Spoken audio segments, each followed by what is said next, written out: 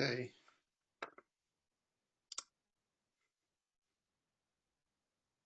All right. Well, I imagine all of the panelists can see the questions that have been put into the Slack channel. I'm going to try my best to be a pretty passive moderator and ask our panelists to look at the kinds of questions people are putting there and decide what they'd like to take on. So yes, our panelists, by the way, are Megan, Arif Babul, Ben Oppenheimer, and Nick Battaglia. And I guess I want to make sure we hear from Nick Battaglia in particular, because the SZ observations are probably going to make the most progress on these questions of how many baryons associated with groups and where are they. Probably the most progress in the next several years is going to come from there. In fact, there already is some progress. So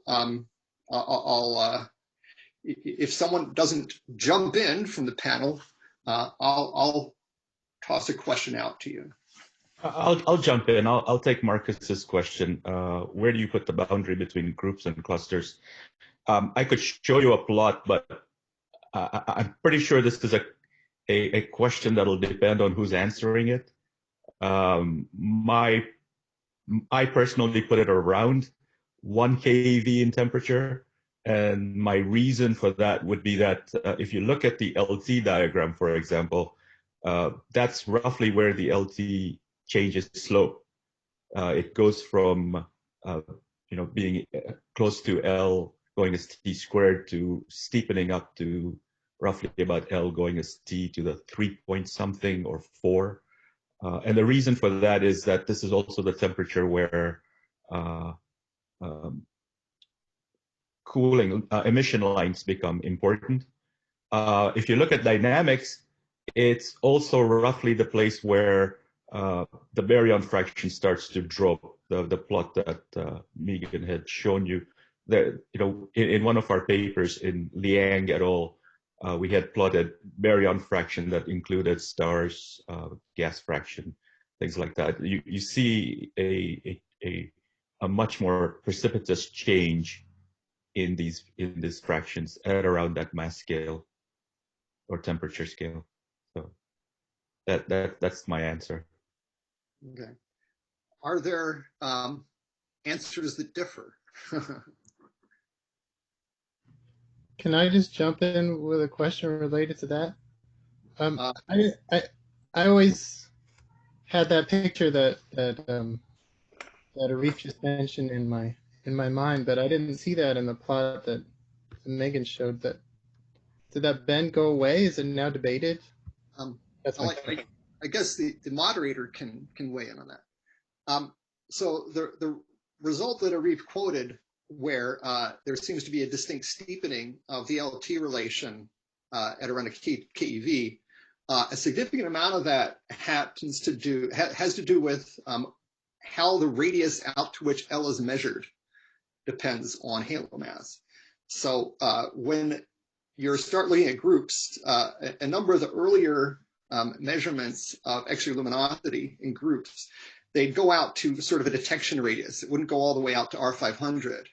And increasingly, as people have been able to measure out to R500, the results are turning more into an extension of the same relation. And so I'm not going to post, well, I guess I can put a more elaborate figure into the Slack channel that it's very busy, but it shows if you compare things at the same temperature, as you keep taking larger and larger apertures, you end up accumulating more and more luminosity. So I will let the discussion continue and try to dig out that figure and put it in the Slack channel. So I would respectfully disagree. And maybe that's the fun part of a discussion. As long as it's respectful, Arif. There's a huge problem with groups. Unlike clusters, where the surface brightness is high and they're easy to see and easy to measure, with groups, there is a problem with surface brightness, and there is a huge variability. And most of the X-ray selected samples, as we heard yesterday, or day before yesterday, sorry, are picking up a slice of the groups. So we've been looking at selecting groups in various different ways. There's a paper published a couple of years ago, Pearson et al., that took the gamma catalog and then further processed it to make sure that these were virialized groups, or at least gravitation. We can argue about what virialization means, but that they were genuine gravitationally bound groups. And then we got X-ray data for these things, and you can see that there are bright groups and there are very faint groups. And if you're looking at the upper envelope of that sample, then Mark is right. You see an extension. But if you take into account the scatter and try and fit to the scatter, then you see the same thing that Trevor saw way back when, which is a steepening. We've also been doing the same thing with Klog's sample, which Ewan O'Sullivan has been leading. It's a sample of nearby groups. We have exquisite data in multi-wavelength, and the same kind of trends are appearing there. So it really depends on how you define your sample.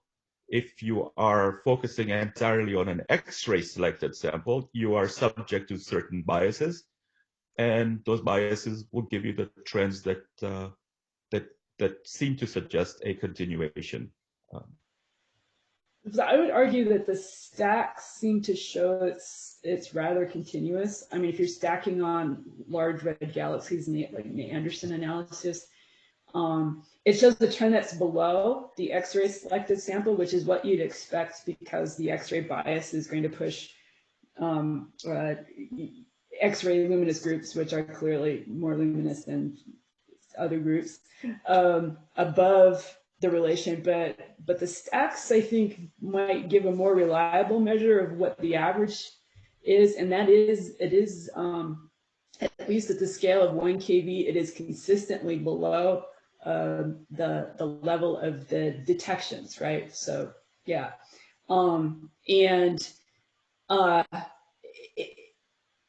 the issue of scatter is important. You saw for clusters in the cores, there's enormous scatter, whereas out in the outskirts, not what some people call the outskirts, but outside of say 15% of R500, the properties are a lot more regular. But in groups, I think they're more dominated by these core processes, which give you this bigger range of just central entropies. Some things are going to be very low density, some things will be high density, and it's more regulated by the astrophysics. So the only thing I would add to that is Megan mentioned that selecting on the red galaxies, that itself is a selection process. Sure. Yeah. And that, it turns out that the systems that have red dead galaxies in their centers are also the ones that tend to be X-ray bright and tend to have higher surface brightness in the center. There is a huge variation in the morphologies and kinematics of central galaxies and groups. Megan and I and Ilani's the lead on this, has been working on this. There's a couple of papers that came out this year on that subject. And when you start to look at the diversity of the kinematics, or we're working on a paper on the diversity of morphology, then again you start to recover this large scatter, and again you start to see that there is a huge variation in LX on the group scale. We have models that can reproduce that kind of steepening. And if Mark allows me to share a screen, I could show you a picture from a paper that had looked at Ramil's Simba simulation run, where the results more or less capture that steepening as well. So it's not just observational. It's also, you also see it manifesting in simulations. But at the same time, I'm working with 5 different models in the simulations, and I can get anything you want in those simulations. I can get steepening depending on how you model feedback, how you implement the various subgrid processes. I can get steepening, or I don't see any steepening. So it is, groups are exciting in the sense that very little is known about them, and there's a lot to mine here.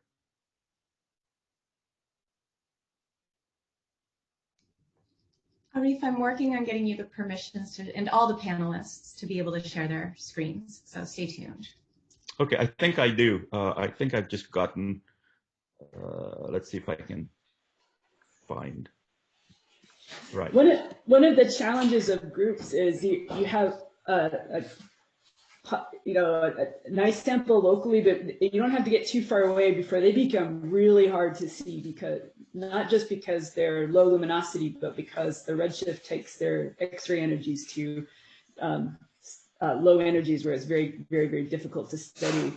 And especially now that with the current instruments losing their low energy sensitivity, it's. If I share this, do you see my Safari screen? This one? I see a PDF. Something, right? Yeah, you see a PDF with plots, like this plot right here? Yeah, the sheet paper. Okay. So here's the LT diagram that I wanted to show, that shows that on the cluster scale you have the standard relationship. If you follow that LT diagram down, the upper envelope of the group is essentially an extension, but the scatter is huge. I should mention that these data points here, we were very careful about this R500 and what the extent of the radius was in terms of measurements. This is, as I mentioned the other day, this is work that John Mulcahy and Ann Zabludov had done way back when, and shown that this was a significant source of bias and uncertainty. And so when we were compiling data here, we were trying to be very careful in ensuring that that was not the cause of this drop, and subsequent work has been trying to look at exactly what these systems are. For example, OWL's simulations would predict that there are a lot of systems that have a very low gas fraction and therefore are intrinsically dim, and you wouldn't see them easily, or you wouldn't, they would appear down here. You see the models are steepening as well. So this is from the actually it's a Simba model, and so you can see that the models get that here. Let me show you very quickly something else, and which will show you what I meant by diversity and how changing or playing with. Sorry, I don't have the LT diagram easily available. I will go back to the last picture and show you the baryon fractions, because that was something that is directly related to the theme of this. Right. And as you do that, I'm going to ask the other two panelists to be picking out other discussion topics while you finish this one. Yeah. So here you can see that this is again data that's similar to what Megan had shown, where we were showing M baryons over M500, both at 500 and at 200. You can see what the models are predicting. You can see what the observations are showing. These are the trends that, Megan had shown, the gas fraction trend. And so you see these things. This is, again, the black points here refer to a model, a simulation. This is from the Simba. And what I really wanted to show you in terms of presenting a diversity and an opportunity for somebody like Nick to come along and set us straight is the following. So here is the result that this is sort of hot off the press. There are still bugs to sort out in the calculations, but this is from the Romulus suite of simulations, one of the highest resolution simulations done with the mass and dark matter resolution cluster of galaxies. There's a bunch of zoom simulations of intermediate mass rich groups / poor clusters. and a whole bunch of groups. And what you can see here is that there's zero trend in decreasing in terms of baryon fractions. There is a trend with the gas, but there's no change in the baryon fraction. So, this is a conundrum, trying to understand which of these two models, and whether it's the physics and most likely it's the implementation, and which of the two implementations are more accurately or correctly capturing things like stellar feedbacks at early times and AGN feedbacks at late times. Okay. Going into stars. Nick and or Ben, what would you like to discuss? I have a question that I'm formulating, and I'll put it in the window. I haven't finished it yet, but in the Slack chat. Okay. Well, maybe Nick can give an SZ perspective on this gas fraction question. Well, Certainly. First, I'd like to thank Marcus for opening this can of worms.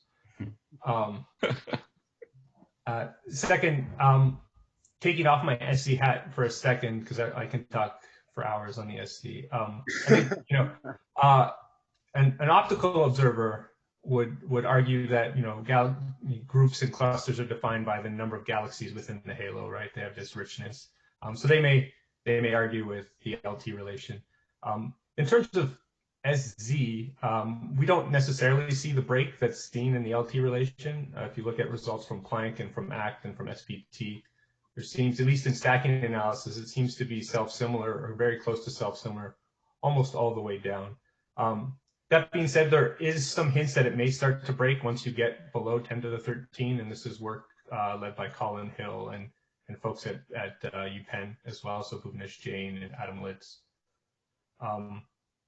In terms of the baryon, I'm tending to move away from sort of integrated quantities. There was a really nice discussion on the X-ray call last night that Daniel led, talking about using all the information, right? So in principle, having profiles really helps determine the difference between. So getting back to Arif's question, is it the different physics models that's producing these, potentially steepening in the baryon fraction as a function of mass. We won't really know by having just one number, right? There's lots of different physics models that can actually mimic this, and that can be seen by just the different results we get from, say, the large cosmological simulations that exist out there, right? I think having full thermodynamic profiles of these galaxies and groups really goes a long way in helping us determine what's going on physically. What are the physical processes of feedback that are really important, the transport of that energy, et cetera, et cetera. And so I'm hoping at some point to give a longer talk on some recent results we've had from ACT and showing where we can go in the future as well. So from an SZ perspective, from a thermal SZ perspective, which is what most people are used to, we don't really see a break. There are some hints that there could be a break at lower masses, and from a newer KSC perspective, we can actually really start to unbiasedly trace baryons out to very large radii in all the way down to groups. So 10 to the 13 solar mass halos. And we can go even lower if there's larger spectroscopic surveys. So there's really lots to talk about. Great. So Ben, I see the question you typed in is kind of overlapping somewhat with what we're discussing. Do you want to? Right. Yeah, I definitely wanted to expand and talk about thermal as SE and even kinetic SE, and the missing baryons that appear to be missing from groups, and we're talking scales of 10 to the 13.5 halo mass.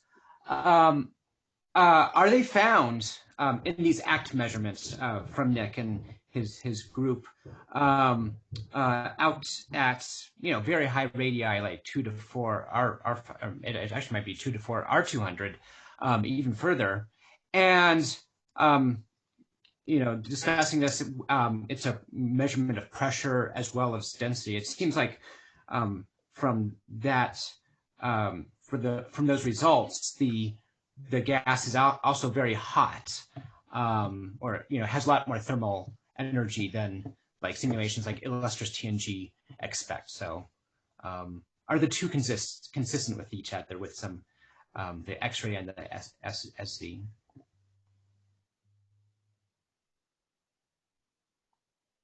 Is that a question directed at someone? I mean, it's a Nick can answer, Megan can answer, others can answer as well. So it's a discussion point. I'm going to put up this. I agree with Nick, and I think the question Ben posed is dead on. This is a image, is a plot from the same paper I had shown the LT diagram earlier, which shows the profile of the baryon fraction and in different mass bands. So just to put a context to my 1 keV, it is about M500 of about 13.3 or so. So yeah, I wouldn't have expected there to have been a break even in the SZ at a higher mass scale. It's when you start pushing down to about 10 to the 13 that it becomes interesting in terms of the breaks. But this is a plot of the baryon fraction. You can see that the baryon fraction in these particular models do not recover back to universal value until about 3 times R200. And so that's where I think the SC has a huge scope in being able to pin down these models. Yeah, I think, the virial radius is not where these things stop. Yeah. There's still stuff that's going to be beyond the virial radius and come back. It's still gravitationally bound and included, so that it's not, I think the notion of things being pushed out has to be clarified, because out means pretty darn far, when it comes to these systems. It's not like there's a cliff at R500 beyond which it's gone. Right. So it's, yeah, except that Romulus, for example, would predict that nothing is being pushed out beyond R200, right? R500, yes, but R200, no. So, well, R500 is often our observational limit. And that's right. Yeah, yeah. So conceptually, sometimes I think, I see people talking about gas being pushed out of galaxies or gas being pushed out of clusters, and it's like, yeah, but that's harder to do than you might think. When in the simulations can be very useful in visualizing that. Right. In that light, I want to shift the discussion a little bit to a topic that Jess Work put into the Slack. I'd be interested to know the current state of hydrodynamical simulations in clusters, in particular with respect to heating and cooling mechanisms, and whether there is now sufficient mass resolution to reproduce scaling relations in a self-consistent manner. So in brief, how are simulations with feedback doing in reproducing the scaling relations that are observed? So it actually, again, it's going back to the choice of the manner in which the feedback is being put in, and also the level to which feedback is capturing physics. So for example, most of the simulations to date tend to do not have 2 modes for AGN feedback. They have a single mode where there's either a thermal dump or kinetic outflow, without distinguishing whether it's a low luminosity AGN, which in real life would behave like with jets, or a large, a quasar mode with much more of a isotropic wind. And so trying to do that has been a huge challenge, because in simulations, you are also missing a lot of other processes, or that they are not well captured, things like diffusion of energy, for example. So if you put things in a jet and you do not have these other aspects captured well, that energy will not distribute itself efficiently, and you will start to reestablish cooling flows in a tremendous way along the perpendicular direction. And so, that's an open question. It's still very much work in progress. I know that people like Deborah Sijalki are working on it. My own graduate student has developed a new model that tends to work a lot better. And so that's one aspect of the challenge. The other aspect of the challenge is that historically in the simulations, because of resolution, black holes were seeded in halos only when the halos get above a certain mass, right? And then they are pinned to the center of those halos, which means they feed most efficiently even during mergers. Whereas, in real life, you would expect that when mergers happen, black holes will get swung around and will orbit around. And during that phase, will not be able to feed very efficiently. And so that affects growth of black hole, that affects feedback energy input into black holes, into the systems, into their wider environment.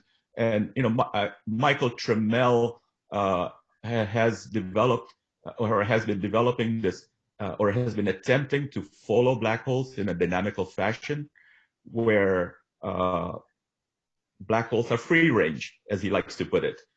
They can move around, they suffer dynamical friction, you get very different results. Okay. And so trying to capture that. Let me redirect. Yeah, I want to ask Nick in particular, my impression from some of the work that you've been on is when you implement feedback in a 2020s kind of way, you actually are more successful at reproducing the scaling relations, where you do a pretty good job than all the details about black hole history and details of profiles. But the scaling relations aren't too bad. Is that a correct impression? Yeah, but oftentimes those are also used to tune some of these feedback.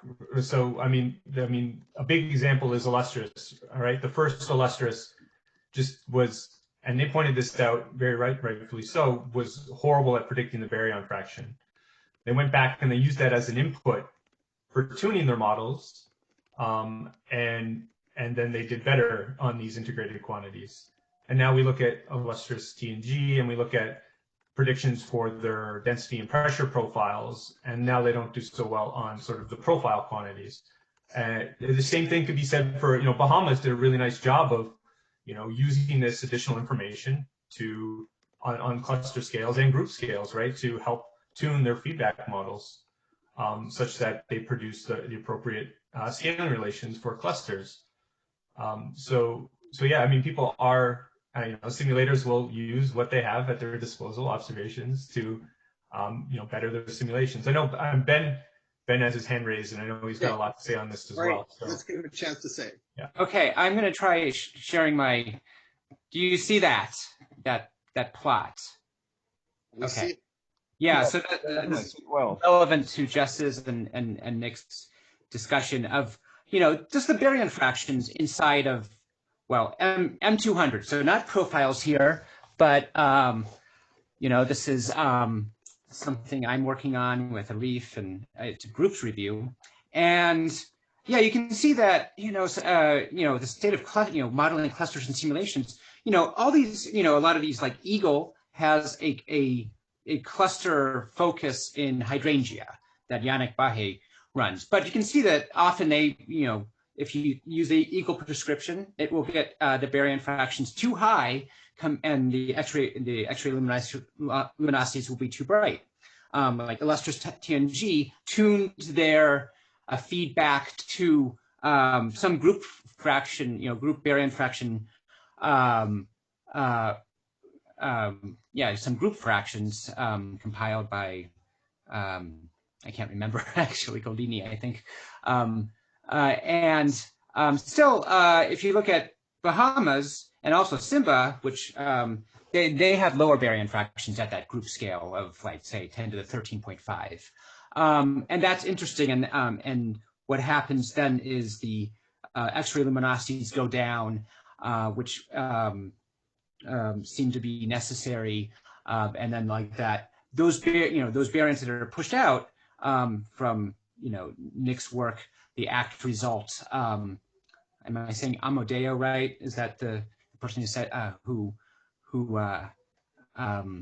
published this? Is that a lot of those baryons are pushed out to 2 to 4 R200 and appear to have pressure a lot above TNG. I'll let Nick take over from there and talk about that. Hang on, Ben, there's the question in the chat. What's the difference between the lines and the points? Yes. Okay, I'll share it again. You know, the points are individual cases. The lines are averages with 1 sigma scatter. So they're the same. It's just like you have small number statistics. So it's just like a arbitrary kind of choice. It's the same data. It's just individual objects. Okay. I have another thing. I look at the questions I'd like to hear about discussed in the committee. Joe Burchett asked, in the LT relation, why is the suppression of L at low KT necessarily due to feedback and not because the gas might simply be in a non-X-ray emitting phase? So how certain are we that the missing baryons are not just in some non-X-ray observable phase?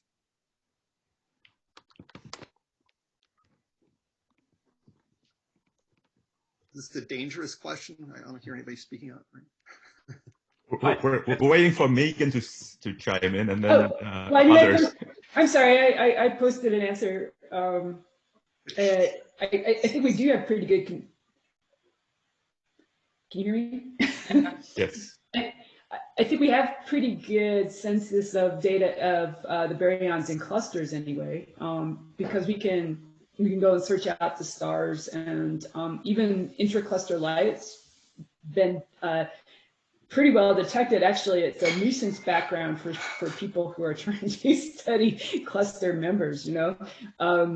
And so intracluster light, cold gas in clusters, there's pretty solid limits now from Herschel and ALMA. So I think our baryon census in clusters is pretty good. I guess is the short answer. I think my concern was at lower masses. When you go down in groups. Oh yeah, so I think there the stellar census in particular is still incomplete. I mean, and they're messier, harder systems to deal with the backgrounds and foregrounds. It is tough sledding to get stellar census of groups. If you can get an XM X-ray observation, it's nice and wide field, and you know, ironically that's sort of easy to see, but actually, you know, getting a star budget is hard, I think. So you think it's in stars and not gas? Well, that's my guess. That's one guess, that there's more stars. I'll say something. Cool gas, UV trace gas, I don't think it's there. I mean, there's, you know, John Stockey's groups, you're involved in that. Looking at Cos-Halos, passive galaxies, Shauen's, LRGs, you know, you can't have a significant baryon fraction, in the less than, 10 to the 5 and under Kelvin gas. So you're kind of running out of things where you could put those baryons. So that's interesting. Again, going back to the Sunyaev-Zelda effect, those missing baryons might be very far away. Yeah, and also if you say KSC is it's an unbiased tracer of free electrons, right? As long as if you're doing at least in the estimators we use, where it's just proportional to the velocity dispersion, which we can know cosmologically. The rest is just the baryon fraction. And we heard about FRBs yesterday. FRBs are also a great unbiased estimator, especially once we get into the thousands. We can do this with FRBs as well. I mean, there's been a couple of papers that I don't think were talked about yesterday. One by, I'm blanking on his name. He's at Caltech. He's working on the DSA 2000. Vikram Ravi wrote a nice paper on this, and Matt Madhavatral also wrote a paper on this as well, where we predicted how well we can measure baryon profiles, and that, from that you directly measure the baryon fraction as a function of radius. So I think these two are very, nothing against X-rays. I think X-rays are great. It's just they measure density squared, and there's a temperature factor in there as well. So, having a nice unbiased tracer of the baryons will really help answer Joe's question. But even from the X-ray perspective, we're looking at gas that's at 10 to the 7. And if you clump gas, and this is a calculation that I think I did when I was in grad school. If you clump gas and you have a hierarchy of gas that's going from 10 to the 7 down to 10 to the 5, that gas is still X-ray bright. But because you're clumping it, you're increasing the density. And rho squared does win over that T to the 1/2 or even T to the minus 1.1 if you include metal line cooling. In fact, with the metal line cooling, the luminosity goes up yet. So you can't push the luminosity down. Clumping actually will drive your luminosity up. If I may add a tangential comment, hi, this is Sanj, to Ben's point and Joe's question. We are studying groups slightly lower in mass, so that goes from around 12.5 to 13.5, and very similar to Stocky work, John Stocky and collaborators. And we also find that the oxygen, we are trying to look for oxygen 6, and we don't find as much. So I think even for slightly lower masses, also the gas must be, I'm just assuming that the gas is hotter than what one can see in oxygen 6. So clearly there is missing cooler intergroup medium.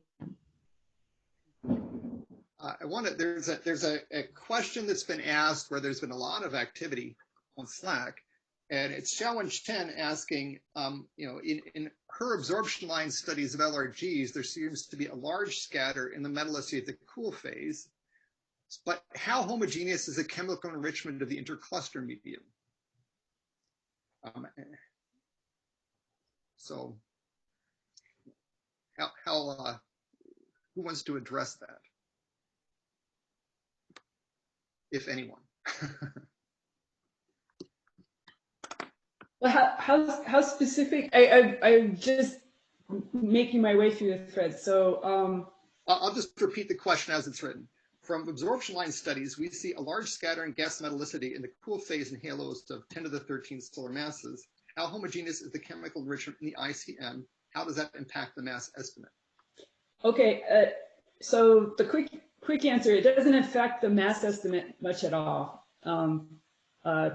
because the mass estimate is coming from the estimated temperature, which usually is not relying on emission line diagnostics. And so the metallicity is, in a way, it's a nuisance parameter in those analyses. But you can get metallicity from X-ray observations. It's harder, it's noisier, but on average, cluster metallicities outside of the core are fairly uniform from cluster to cluster. There's some scatter, but it's nominally, 30%-ish solar. We have to be careful about that because solar changed definitions about 10 years ago. But anyway, so it's about 30% solar in that area between, say, R500 and about 15% R500. There's not much variation from cluster to cluster. Even whether it's a cool core or non-cool core, we don't see variations in temperatures.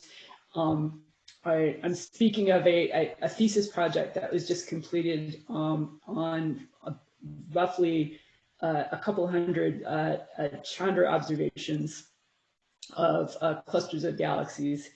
What we do see is people have known for a while that cool core clusters tend to be higher metallicity in the centers, and that's present in our data as well. There also seems to be an enhancement of metallicity in the centers of non-cool core clusters. It's not as strong, it's not as pronounced, but when you stack them all up, there's clearly a little bit of a boost in the center. So our resolution isn't great. I mean, we're talking about middle of the cluster, in the region just outside of the middle, and outskirts. There's So the profiles are noisy.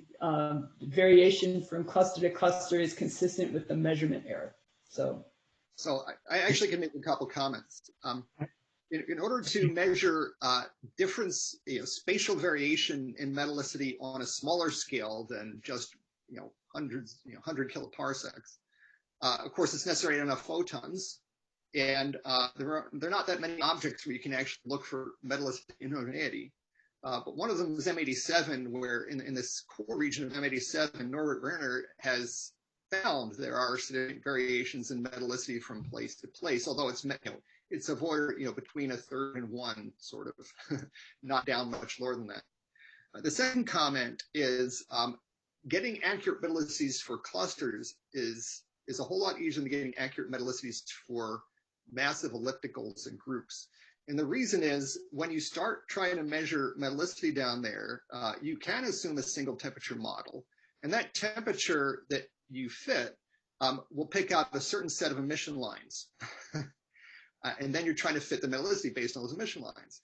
But if the temperature is inhomogeneous, then you have other sets of emission lines that and so doing joint modeling of temperature variations and metallicity is extremely difficult. In fact, in the first decade of Chandra and XMM, the results on metallicities were all over the map because people didn't know how to model those systematic problems. So as you start marching down, to KV and below, making measurements of metallicity itself is more fraught with systematics. And Yuan has her hand up. Hi. Yeah, I have a question. I think Xiaowen found different metallicities in the cooler phase in her smaller, not smaller galaxy, smaller systems. So do we know the metallicities of these cold filaments in clusters? I guess that would be a question for Megan. Do you mean the optical filaments? Yeah. That's hard to do. It's Mark and I did an emission line study where we got independent temperatures from other diagnostics, and we're able to make estimates. And the answer is between half and 1 solar, I think, is what we found. So, right. Yeah. Norbert himself now has his hand up and may be able to give expert opinion on metallicity and its variability. So outside of the cluster cores, I agree. Our measurements with Suzaku also showed that the metallicity is homogeneous and it is 0.3 solar in these newer solar metallicities. In the older Anderson Greves 89, it is 0.2 solar. So in the Perseus cluster, we have observations in 8 different directions, all the way to the virial radius to R200, and it's 0.3 solar everywhere. And also when we compare the metallicities in the outskirts in a sample of clusters, it's always 0.3 solar. And about measuring the cold filaments, so these H-alpha filaments in clusters are usually surrounded by multi-phase X-ray emitting gas, where you can try to determine the metallicity, like these bright arms of like brighter X-ray filaments. It's very, very hard to measure the metallicity. And if you do the simplest thing, just a single temperature model, you do you get 0.1 solar or something like that. But if you fit multi-temperature models to these, you can get up to 1 solar. So the data are consistent with 1 solar. Okay, we only have about 10 minutes left. I want to make sure our panelists get to pick what they'd like to talk about next, perhaps. They're also can be excused for starting to run out of steam. I don't know if you've exhausted all your opinions.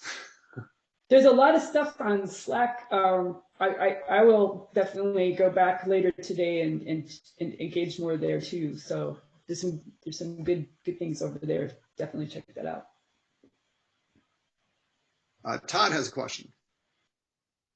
Yeah, I was just wondering if some of the experts could comment on this paper by Lim, Mo et al., entitled Detection of Missing Baryons in Galaxy Groups with the Kinetic Sinyaev-Zeldovich Effect. So in this paper, they claim that in groups, the missing baryons are in gas in the temperature range from 10 to the 5 to 10 to the 6 Kelvin.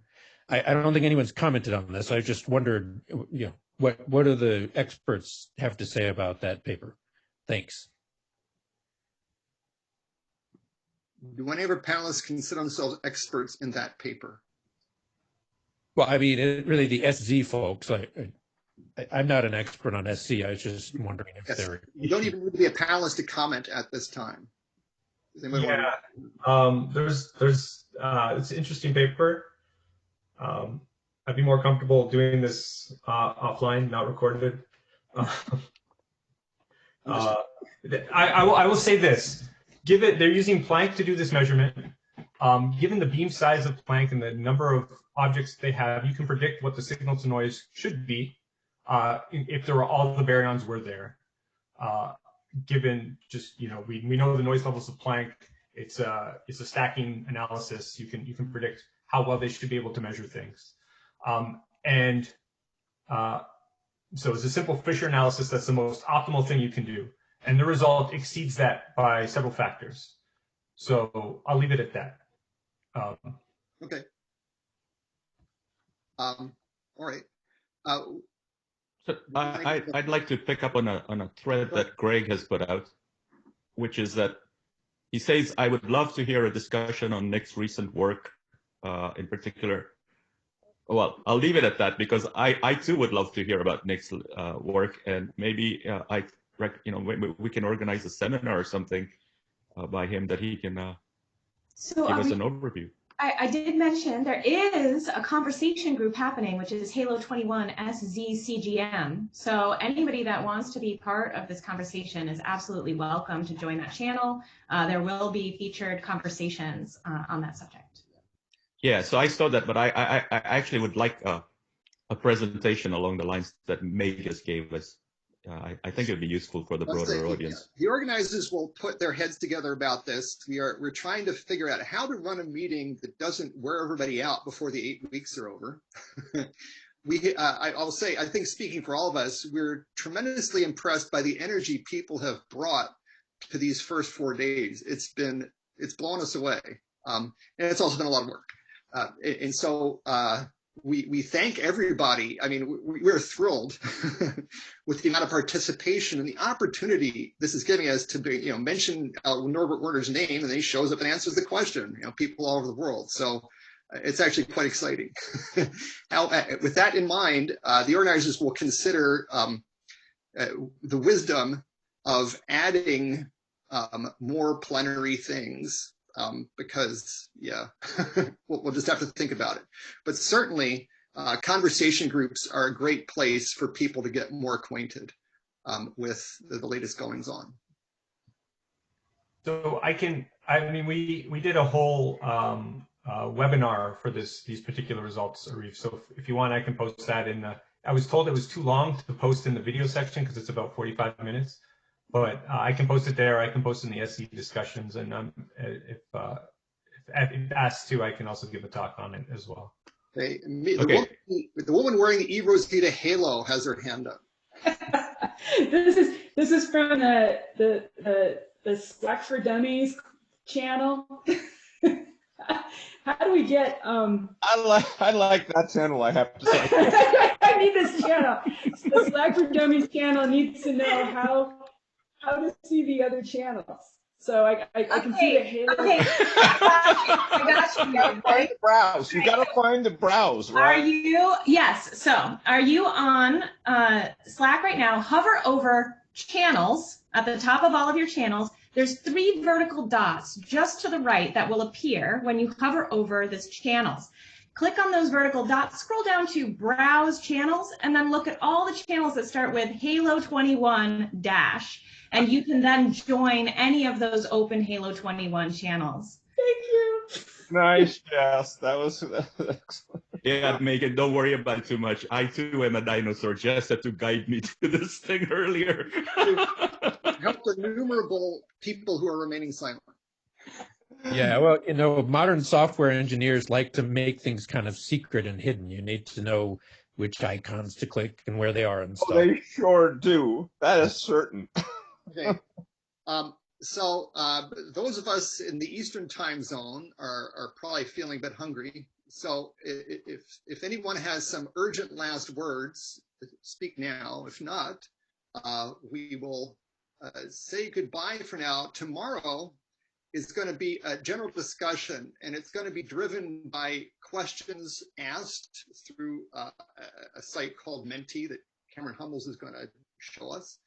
And we're going to ask for the conversation groups to update us on the status of their conversations. At the very least, the XCGM and FRB groups. So that will add some ideas. But the idea is every week we're going to have some conversations that we want to feature. These conversations can continue for the whole length of the meeting, but there are going to be particular weeks where those conversations, what's coming out of them, we want people to report on what's interest to the broad group. So we will start off Friday's discussion with some updates on what's happening in those conversation groups. Then we'll follow, yeah, and this might be important to some people. Friday's Zoom conversation will not be recorded or posted. Yeah, just so you know. And it'll be driven by things that are taken and voted on a site. So if you see questions you like and want to hear discussed in general, you'll have the opportunity to upvote them tomorrow. It won't be just the moderator making the choices. Ben has his hand up. Yeah, I'm just for one of the conversation groups, XCGM, there's going to be a discussion at noon Pacific time, which is in 2 hours, led by, I think, Jonathan Stern and Jakob Fairman. So, and you can find that information on the Halo 21 XCGM Slack channel. Okay, so yes, wait, there's more in 2 hours. Right, so, okay, yeah, someone's head's about to explode, I see. All right, thank you for your vigorous and enthusiastic participation. And we will meet you again tomorrow on Zoom or in 2 hours if you want to talk more XCGM. Thank you all. And well, thank you to the organizers. It's spectacular. Thank you particularly the panelists for jumping in at extremely short notice. Bye-bye.